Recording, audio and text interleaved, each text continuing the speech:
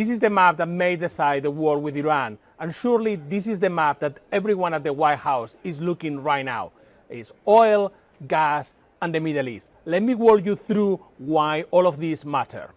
First, a bit of the labels. Here we have Iran, Qatar, the UAE, Kuwait is here, Iraq, and of course, Saudi Arabia, and the most important bit in this map, the Strait of Hormuz, which is here in this area.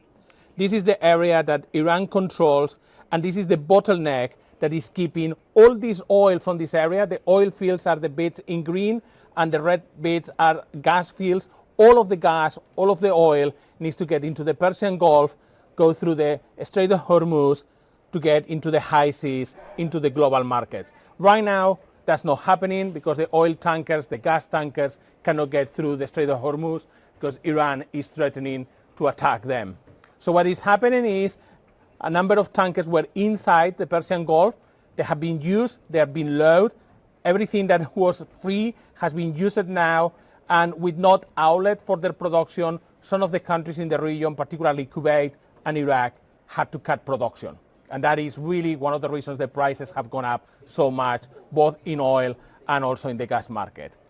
There are some workarounds, they are limited, but the Saudis in particular thought that this situation was likely to happen, and they have spent the last 45 years preparing for it. Welcome to the East to West pipeline in Saudi Arabia, a conduit that goes from the oil fields of Saudi Arabia in this region, in the Persian Gulf, across the desert, through Riyadh, and all the way to the west coast, to the Red Sea.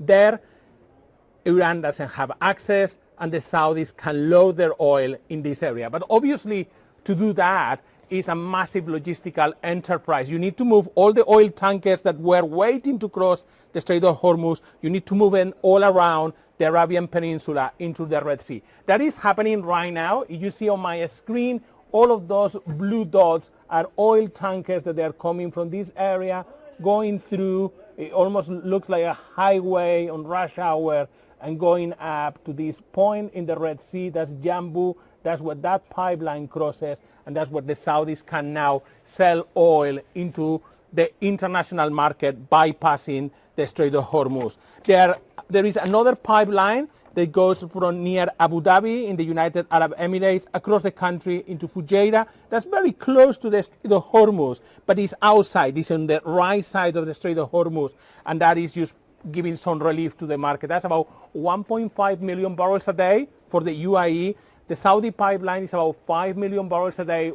Together, 6.5 million barrels a day. That compares to 20 million barrels a day on a normal day from the Strait of Hormuz. So there are bypasses, there are workarounds, but they don't cover completely the Strait of Hormuz.